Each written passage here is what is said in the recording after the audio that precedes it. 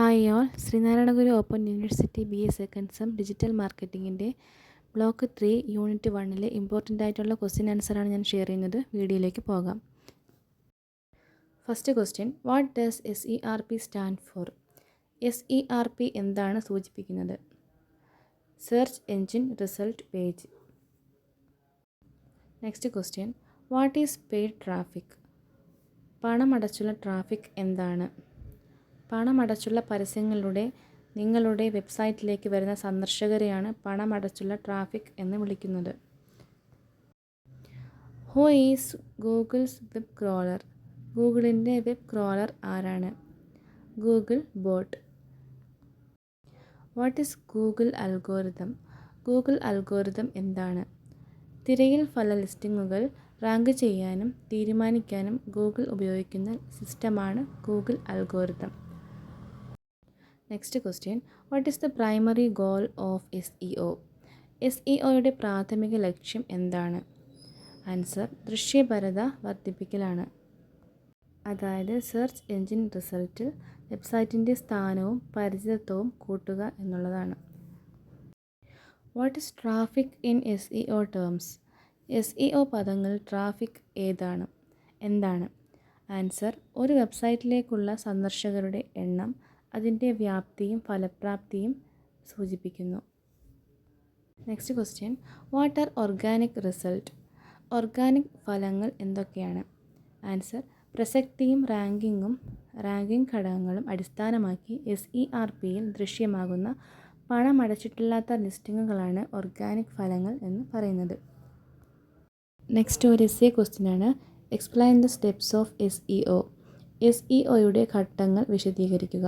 Answer, ഒരു വെബ്സൈറ്റിൻ്റെ ദൃശ്യപരതയും organic ട്രാഫിക്കും വർദ്ധിപ്പിക്കുന്നതിനുള്ള നിരവധി ഘട്ടങ്ങളുടെ കൂട്ടായ്മയാണ് SEO എന്ന് പറയുന്നത്. ഇതിൻ്റെ പ്രധാന ഘട്ടങ്ങളാണ് വെബ്സൈറ്റ് ഓഡിറ്റ് ആൻഡ് വിശകലനം, വെബ്സൈറ്റിൻ്റെ നിലവിലെ അവസ്ഥ പരിശോധിച്ച് മെച്ചപ്പെടുത്താനുള്ള മേഖലകൾ കണ്ടെത്തുക, കീവേഡ് ഗവേഷണം നടത്തുക, ഗൂഗിൾ അനലിറ്റിക്സ്, സെർച്ച് കൺസോൾ തുടങ്ങിയ ഉപകരണങ്ങൾ ഉപയോഗിച്ച് പ്രകടനം നിരീക്ഷിക്കുക എന്നുള്ളതാണ്. രണ്ടാമത്തേതാണ് ഉള്ളടക്ക സൃഷ്ടി. ഗുണമേന്മയുള്ള പുതുമയുള്ള ഉപഭോക്താക്കൾക്ക് മൂല്യം നൽകുന്ന ഉള്ളടക്കം. എക്സാമ്പിൾ പറയുകയാണെങ്കിൽ ടെക്സ്റ്റ്, ഇമേജസ്, വീഡിയോസ്, ഇൻഫോഗ്രാഫിക്സ് തുടങ്ങിയവ. മൂന്നാമത്തേതാണ് ഓൺ പേജ് ഒപ്റ്റിമൈസേഷൻ. കീവേഡുകൾ സ്വാഭാവികമായി ടൈറ്റിൽ, മെറ്റാ വിവരണം, URL, ഹെഡറുകൾ ഉൾപ്പെടുത്തുക. സൈറ്റിൻ്റെ ഘടനയും ഉപഭോക്തൃ അനുഭവവും മെച്ചപ്പെടുത്തുക. നാലാമത്തേതാണ് ഓഫ് പേജ് SEO. ഗുണമേന്മയുള്ള ബാക്ക് ലിങ്കുകൾ നേടുക, സോഷ്യൽ മീഡിയ പ്രചാരണം നടത്തുക, ബ്രാൻഡ് പരാമർശങ്ങൾ വർദ്ധിപ്പിക്കുക. അഞ്ചാമത്തേത് ലോക്കൽ SEO. സ്ഥലത്തെ ഉപഭോക്താക്കളെ ലക്ഷ്യമാക്കി ഗൂഗിൾ ബിസിനസ് പ്രൊഫൈൽ, പ്രാദേശിക ഡയറക്ടറി ലിസ്റ്റിംഗ് എന്നിവ നടത്തുക. സിക്സ്ത്, നിരീക്ഷണം ആൻഡ് റിപ്പോർട്ടിംഗ്.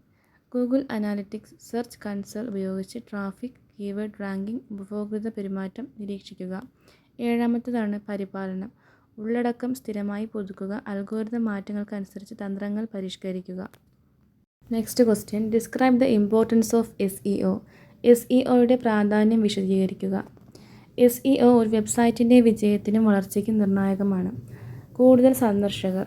ഉയർന്ന റാങ്ക് ലഭിക്കുന്നതിലൂടെ കൂടുതൽ ആളുകൾ സൈറ്റ് സന്ദർശിക്കും. മികച്ച ഉപഭോക്തൃ അനുഭവം. വേഗത്തിൽ ലോഡ് ചെയ്യുന്ന, എളുപ്പത്തിൽ ഉപയോഗിക്കാവുന്ന സൈറ്റ് കൂടുതൽ ആളുകളെ ആകർഷിക്കുന്നു. വിശ്വാസവും വിശ്വാസ്യതയും. മുകളിൽ റാങ്ക് ചെയ്യുന്ന സൈറ്റുകൾക്ക് ഉപഭോക്താക്കൾ കൂടുതൽ വിശ്വാസം നൽകുന്നു. ദീർഘകാല ഫലം. SEO ഒരിക്കൽ ചെയ്താൽ വർഷങ്ങളോളം ട്രാഫിക് ലഭിക്കും. എതിരാളികളിൽ മുൻതൂക്കം. SEO ഉള്ള വെബ്സൈറ്റുകൾക്ക് എതിരാളികളെക്കാൾ നല്ല റാങ്ക് ലഭിക്കും. മികച്ച പരിവർത്തന നിരക്ക്. ശരിയായ ആളുകളെ ലക്ഷ്യമാക്കി നൽകുന്ന ഉള്ളടക്കം വിൽപ്പന വർദ്ധിപ്പിക്കും. പ്രാദേശിക ദൃശ്യപരത. പ്രദേശത്തെ ഉപഭോക്താക്കളെ ലക്ഷ്യമാക്കാൻ സഹായിക്കുന്നു. അപ്പോൾ വീഡിയോ എല്ലാവർക്കും ഉപകാരപ്പെട്ടു എന്ന് വിശ്വസിക്കുന്നു. നന്നായിട്ട് നോട്ട് എഴുതി പഠിക്കുക, കേട്ട് പഠിക്കുക. നെക്സ്റ്റ് വീഡിയോയുമായിട്ട് ഞാൻ വരുന്നതായിരിക്കും. അപ്പോൾ ചാനൽ എല്ലാവരും സബ്സ്ക്രൈബ് ചെയ്യുക, ലൈക്ക് ചെയ്യുക, കമൻറ്റ് ചെയ്യുക. Thank you all.